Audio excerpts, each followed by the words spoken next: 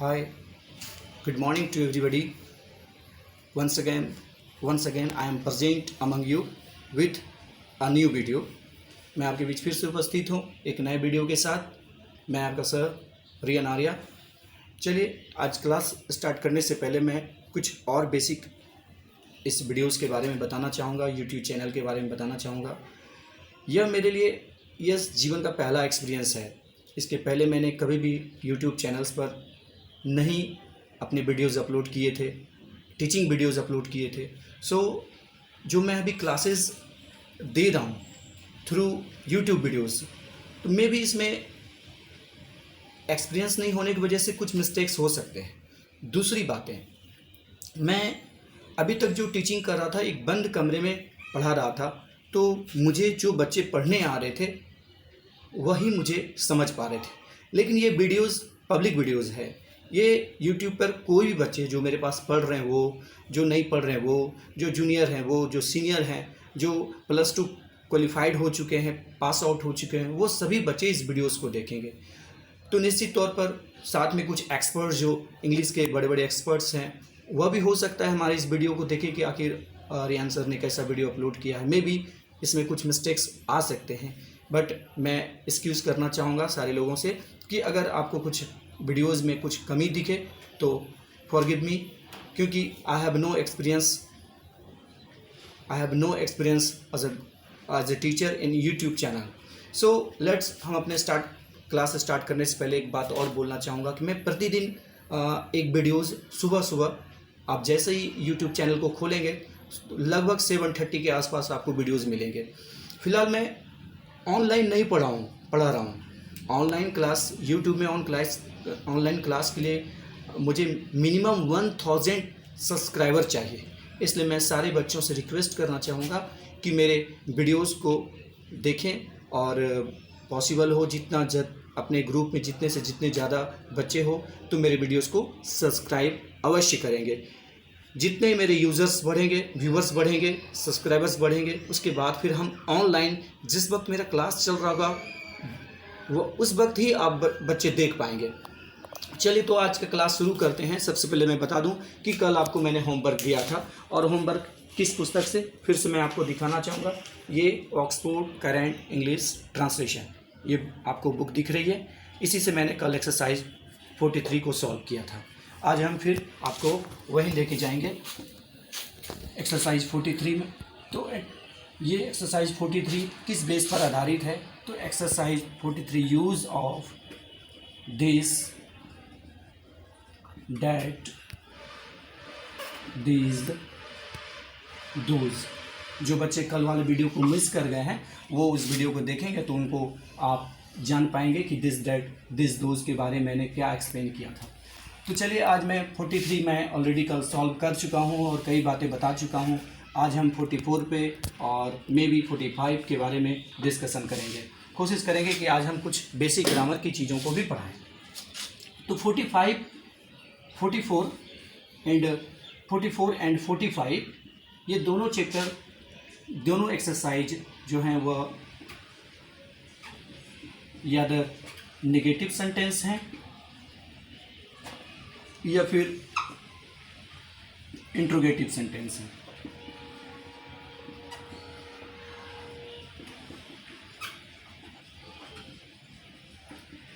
Interrogative, negative मतलब नकारात्मक वाक्य, और इंट्रोगेटिव मतलब प्रश्न वाला वाक्य। तो सबसे पहले इसका डिफिनेशन क्या है? जब किसी वाक्य से नकारात्मक का बोध होता है तो आप समझेंगे वह सेंटेंस नेगेटिव सेंटेंस है। उसी प्रकार जब किसी वाक्य से प्रश्न पूछने का बोध होता है तो उसे हम इंट्रोगेटिव सेंटेंस कहते हैं। अब दूसरी बात है, फिर से जानिए, जब किसी वाक्य में नॉट, नहीं शब्द का प्रयोग किया हो, नकारात्मक का बोध हो तो आप उसको नेगेटिव सेंटेंस कहते हैं, और जब किसी वाक्य से प्रश्न पूछने का बोध होता है तो उसे आप इंट्रोगेटिव कहते हैं। किसी वाक्य में नोट लगा हो, नो लगा हो, नन लगा हो, नथिंग लगा हो,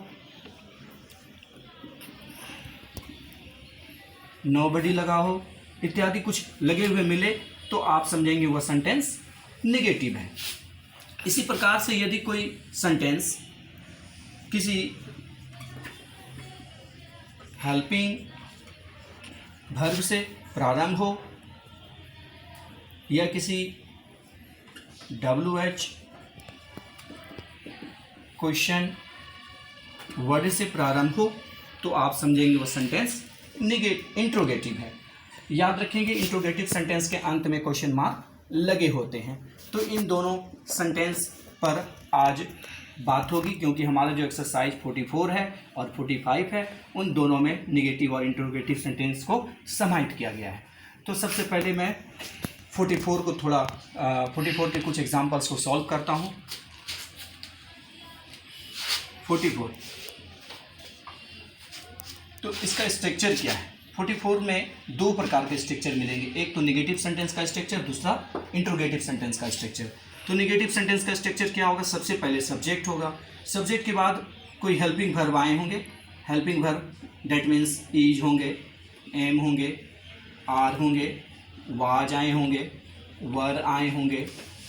इसके बाद नोट का प्रयोग मिलेगा, इसके बाद वाक्य में कंप्लीमेंट होंगे और अंत में फुल स्टॉप होगा। कंप्लीमेंट के बाद अंत में फुल स्टॉप होगा। यदि वाक्य इंट्रोगेटिव मिलेगा तो इंट्रोगेटिव में सबसे पहले कोई हेल्पिंग वर्ब होगा। तो helping verb is, am, are, was, were, इसे हम हेल्पिंग वर्ब कहते हैं। और यह इसके बाद हेल्पिंग वर्ब से शुरू होगा या फिर WH क्वेश्चन वर्ड से। तो WH क्वेश्चन वर्ड किसे कहते हैं ऑलरेडी मैं कई बार क्लास में बच्चों को बताया हूँ, फिर भी मैं इस वीडियोज़ में, चूँकि यह वीडियोज़ ना सिर्फ मेरे बच्चों के लिए बल्कि जो भी क्लासेस कर रहे हैं उन सबों के लिए है, तो हम बताएंगे WH क्वेश्चन वर्ड क्या है। मैं एक बार बोर्ड पे लिख देता हूँ, WH क्वेश्चन वर्ड कहते हैं WH वाई, WH हु,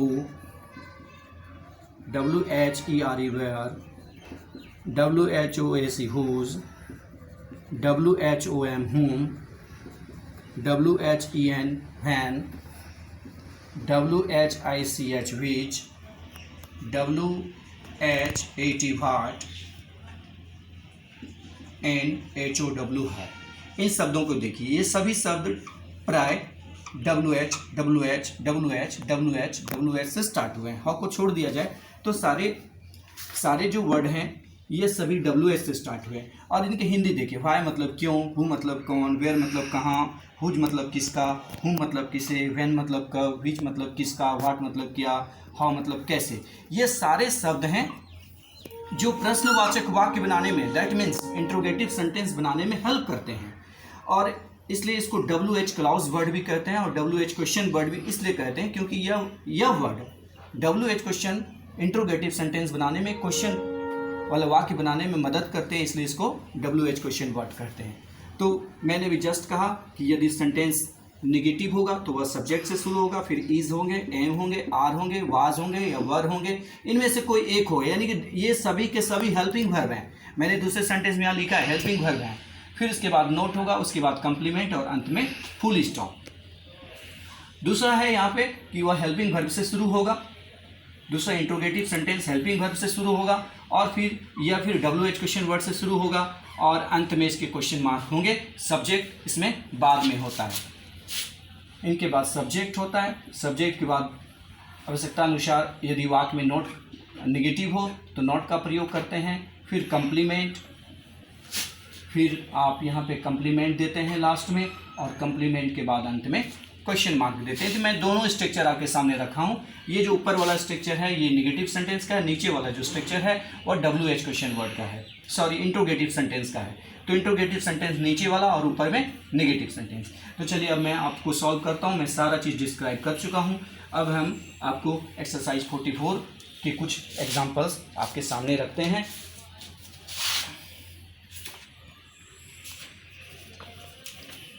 पहला सेंटेंस है, मैं हिंदी पहले लिख लेता हूँ एक का, यह आम नहीं है, दिस इज नॉट मैंगो। अगर आपने ऐसा बनाया है तो आपका सेंटेंस गलत है, क्योंकि मैंगो जो है एक सिंगुलर काउंटेबल और नाउन है, इसके पहले ए का प्रयोग हम आवश्यक रूप से करेंगे। मैं फिर बता देता हूँ कि कल मैंने रूल्स जो बताए हैं, जिन बच्चों ने कल वाले वीडियोज़ नहीं देखे हैं उसको अवश्य देखें। कल वाले वीडियोज़ में मैंने बताया है कि यदि वाक्य में सिंगुलर कंटेबल नाउन का प्रयोग किया हो तो उसके पहले ए या एन का प्रयोग होता है। तो मैंगो के हिसाब से हमने यहाँ पे ए का प्रयोग किया है। मैं हिंदी पे नहीं जा रहा हूँ, फिर से कह रहा हूँ, हिंदी में एक लिखा हुआ नहीं है। इस बात को आप कॉपी करेंगे, ऐसा नहीं कि आप मिस कर जाएंगे। दूसरा है यह तेल नहीं है, दिस इज नॉट ऑयल। अब यहाँ हम एक का प्रयोग नहीं कर रहे हैं। आपके पास अगर बुक है तो मैं आपसे रिक्वेस्ट करूंगा कि आप बुक सामने में रखें और जो एक्सरसाइज 44 है उसको आप ध्यान से देखें। यह तेल नहीं है, तो हमने यहाँ पे ए या एन का प्रयोग नहीं किया, क्योंकि तेल भी तो नाउन है। जिस प्रकार मैंगो नाउन है उसी प्रकार ऑयल भी नाउन है, बट दोनों में फ़र्क यह है कि यह काउंटेबल है और यह अनकाउंटेबल। काउंटेबल मतलब मैंगो को गिना जा सकता है, जबकि ऑयल को गिना नहीं जा सकता था। अनकाउंटेबल नाउन के पहले रूल्स कहता है कि अनकाउंटेबल नाउन के पहले ए एन का प्रयोग नहीं किया जाएगा। मैं फिर अगले सेंटेंस में जाता हूँ। वह गधा नहीं है, that is not an S. और फिर मैं एस के प्रोनाउंसिएशन के हिसाब से मैंने यहाँ पे एन का प्रयोग किया है। यदि प्रोनाउंसिएशन यानी ये इस शब्द को नहीं देखना, ये नहीं देखना कि ये वॉवेल है या कंसोनेंट, इसको नहीं देखना, बल्कि इसकी प्रोनाउंसिएशन को देखना है, इसका उच्चारण को देखना। यदि इस शब्द का प्रोनाउंसिएशन हिंदी के वॉवेल साउंड से शुरू होता है, जैसे ओ, आ, सई, दीर्घई, तो आप एन का प्रयोग करेंगे। इसके बारे में हम आर्टिकल में डिस्कस करेंगे।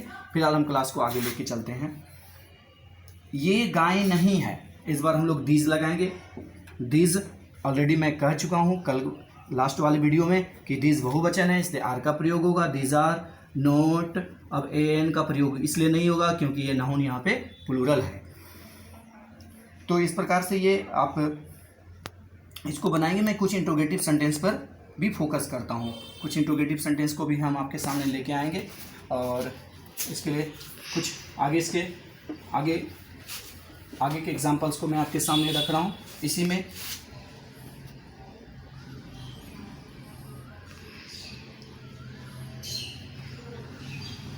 कुछ ऐसे वाक्य लेते हैं जिसमें शैल या विल का प्रयोग किया गया हो। जैसे यह नदी सूखी नहीं रहेगी, यह नदी सूखी नहीं रहेगी। चलिए इसको बनाते हैं।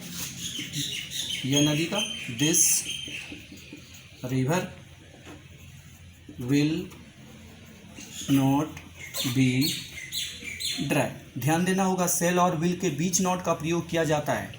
नॉट का प्रयोग में सावधानी बरतने की जरूरत है। ऐसा नहीं कि विल लगा के इसके बाद हम नॉट का प्रयोग करते हैं, ऐसा नहीं होता है। एक और वाक्य लेते हैं जो फ्यूचर टेंस पर हो, जिसमें सेल या विल का प्रयोग किया गया हो। ये विद्यार्थी डॉक्टर नहीं बनेंगे। ये विद्यार्थी यानी कि दिस स्टूडेंट्स, दिस बहुवचन है तो स्टूडेंट्स को भी बहुवचन लेंगे। दिस स्टूडेंट्स डॉक्टर नहीं बनेंगे। विल नॉट बी डॉक्टर नहीं, डॉक्टर्स, क्योंकि हमें यह देखना होगा कि हमारा जो सेंटेंस है वह दिस से शुरू हो रहा है, जो कि बहुवचन है। स्टूडेंट्स बहुवचन है और ये सिंगुलर और प्लूरल होता नहीं है, तो हम जो लास्ट में जो कंप्लीमेंट लिए हैं वह डॉक्टर्स होगा, ना कि डॉक्टर होगा। अगर आप डॉक्टर करते हैं तो आपका सेंटेंस गलत हो जाएगा। कुछ मैं सेंटेंस ऐसे लेता हूं जो इंट्रोगेटिव है। क्या ये लड़के अच्छे विद्यार्थी नहीं हैं? तो इस बार हम are this boys not good students. इस सेंटेंस को आप लोग गौर से देखेंगे। ये इसी एक्सरसाइज 44 का ही है। ये 44 को ही हम अभी देख रहे हैं, 44 का ही है। तो हमने देखा है कि यहाँ बॉयज़ हमारा सब्जेक्ट बॉयज़ है और हमने सबसे पहले यहाँ पे हेल्पिंग वर्ब लिया है। हेल्पिंग वर्ब के अनुसार चूँकि दिस ये लड़के हैं तो दिस बॉयज़ लिया, लेकिन हमारा जो सब्जेक्ट है वह बॉयज़ है। Okay, this boys are this boys not good students, क्योंकि यहाँ पर बॉयज़ मोर देन 1 है, यानी कि एक से ज़्यादा लड़के हैं, इसलिए हमारे स्टूडेंट की संख्या भी एक से ज़्यादा हमने यहाँ पे बहुवचन को रखा है। एक और सेंटेंस लेते हैं जो इंट्रोगेटिव है, क्या वह गाय काली थी। इसमें वाज का प्रयोग होगा, वाज दैट कॉ ब्लैक। तो एक्सरसाइज 44 आप लोग अपने में सॉल्व कर लेंगे। मैं कुछ एग्जांपल्स को आपके बीच रखा हूँ।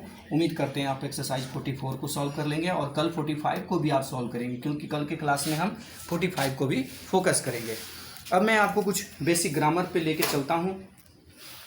जैसा कि मैं आप लोगों को पहले ही कह चुका हूँ कि आज के वीडियोज़ में हम कुछ समय बेसिक ग्रामर पर देंगे, तो मैं इसको मैं आपको अभी थोड़ी बेसिक ग्रामर के बारे में भी जानकारी देना चाहूँगा, ऐड करना चाहेंगे अपने वीडियोज़ में। वो डे बाय डे हम थोड़ा क्लास को थोड़ा लंबा करने की कोशिश करेंगे।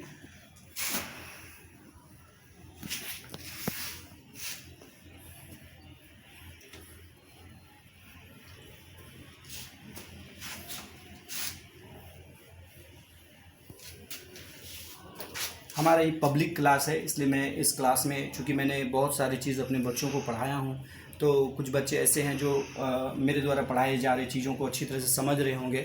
कुछ बच्चे जिसको डिफ़िकल्टीज़ हो रही होगी, मैं उनसे रिक्वेस्ट करूँगा तो अगर मुझसे पूछना चाहें तो हमारे व्हाट्सएप नंबर पे आप अपने कन्फ्यूज़न को भेज सकते हैं, मैं उसको सॉल्व करूँगा। तो लीजिए, मैं आपको बेसिक ग्रामर से छोटी छोटी चीज़ों को लेकर जाऊँगा। और मैं सबसे पहले बेसिक ग्रामर में आपको पार्ट्स ऑफ स्पीच की चर्चा करना चाहूँगा। Parts of speech is one of the most important chapter of our grammar section. Grammar section में पार्ट्स ऑफ स्पीच का बहुत ही महत्व है। तो फर्स्ट ऑफ ऑल ये जो है ग्रामर का ये पार्ट्स ऑफ हम जानना चाहेंगे कि क्यों पढ़ते हैं पार्ट्स ऑफ स्पीच, और पार्ट्स ऑफ स्पीच हमें क्या बताता है। तो मैं आपको बताता हूँ, पार्ट्स ऑफ स्पीच ग्रामर का वह चैप्टर है जो हमें शब्दों से परिचित कराता है, अर्थात कहने का मतलब है शब्दों को पहचान। ये शब्द को पहचानना क्या होता है, एग्जाम्पल के रूप में आपके सामने रख रहा हूँ। लिखा हुआ क्या हुआ है, टीचर, आप कहेंगे टीचर लिखा हुआ है, लेकिन ग्रामर इसको अपने रूप से डिफाइन करता है। ग्रामर की भाषा अपनी होती है और ग्रामर की भाषा के अनुसार से यह नाउन है। तो यह हमें पहचान है, क्योंकि मैं ग्रामर को पढ़ा हूँ, तो आपको भी यह पहचानने के लिए सिखाएगा, और वह सीखने के लिए ज़रूरी है कि आप पार्ट्स ऑफ स्पीच को स्टडी करें। मैं बहुत डीपली नहीं, लेकिन मैं वर्बली इसको थोड़ा थोड़ा पार्ट्स ऑफ स्पीच को आपके सामने रखना चाहता हूँ। तो पार्ट्स ऑफ स्पीच क्या है, मैं थोड़ा इसका डिफिनेशन बोर्ड पे लिख रहा हूँ, आप ध्यान देंगे।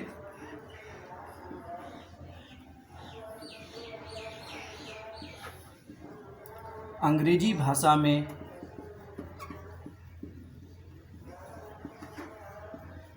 जितने भी शब्द हैं उनको वाक्यों में कार्य एवं प्रयोग की दृष्टिकोण से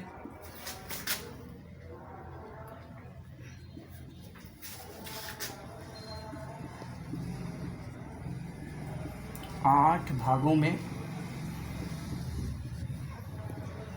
बांटा गया है, जिनमें से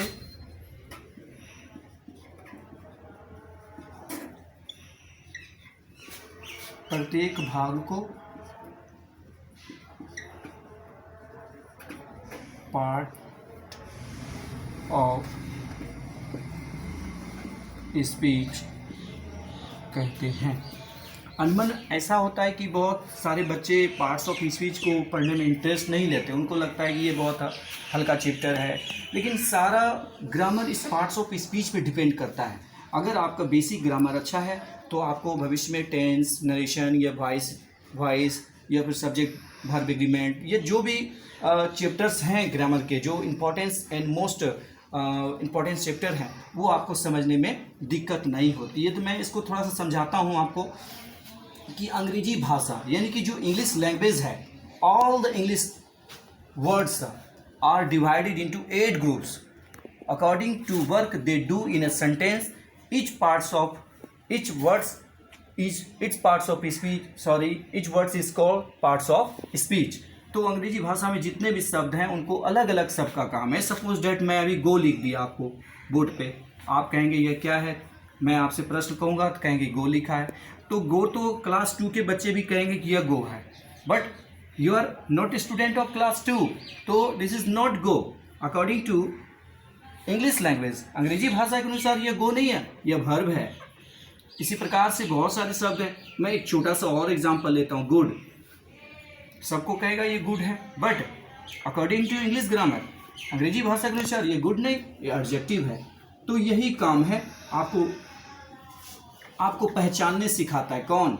जब पार्ट्स ऑफ स्पीच पढ़ते हैं तो आपको शब्दों को पहचानने की को सिखाता है. तो लीजिए मैं पार्ट्स ऑफ स्पीच को थोड़ा सा आपको डिफाइन करता हूँ. पार्ट्स ऑफ स्पीच में मैं सबसे पहले आपको बताता हूँ कितने भेद हैं. There are 8 kind of parts of speech.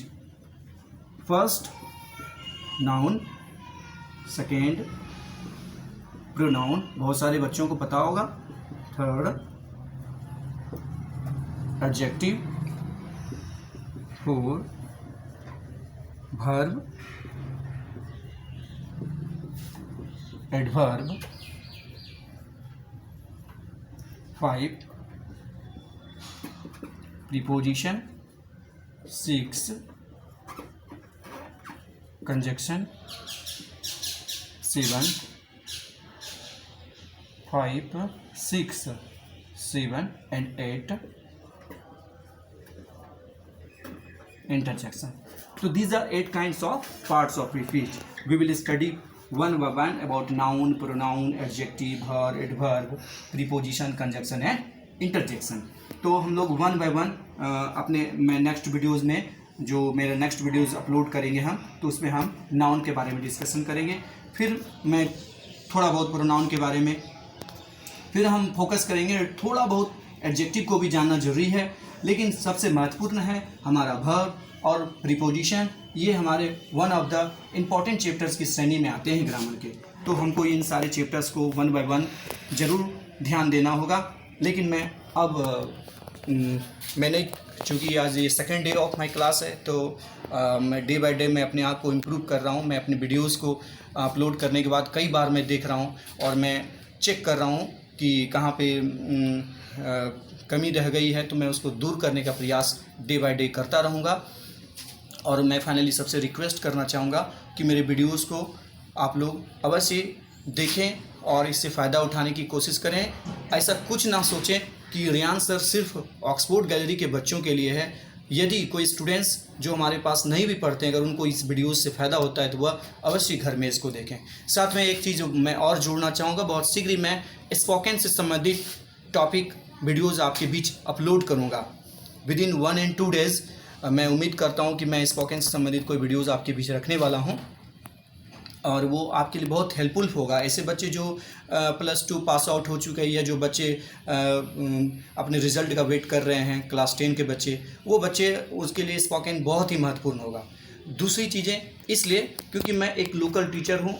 आसपास के काफ़ी बच्चे मुझे जानते हैं as a teacher, as a local boy, local लड़के के रूप में जानते हैं. तो उनको ज़्यादा मेरा लैंग्वेज उनको ज़्यादा परफेक्ट समझ में आएगा. और वो ऐसे तो वीडियोज़ यूट्यूब पे बहुत सारे पड़े हुए हैं, लेकिन मेरा वीडियोज़ उसके लिए बहुत यूज़फुल होगा. तो मैं आप लोगों से विदा लेना चाहता हूं और एक बार फिर से मैं आप लोगों से रिक्वेस्ट करना चाहूँ कि मेरे वीडियोज़ को सब्सक्राइब करना ना भूलें. और मैं फिर से कहता हूँ, प्रतिदिन सुबह 7 बजे 7:30 बजे तक आपको वीडियोज़ मिल जाएंगे. उस वीडियोज़ को आप वॉच करें, देखें और फिर इस वीडियोज़ का आप फ़ायदा उठाएं. अपने दोस्तों के बीच शेयर भी करें ताकि ज़्यादा से ज़्यादा बच्चे इस चीज़ का फ़ायदा उठा सके. Thank you to everybody. Thank you to my class.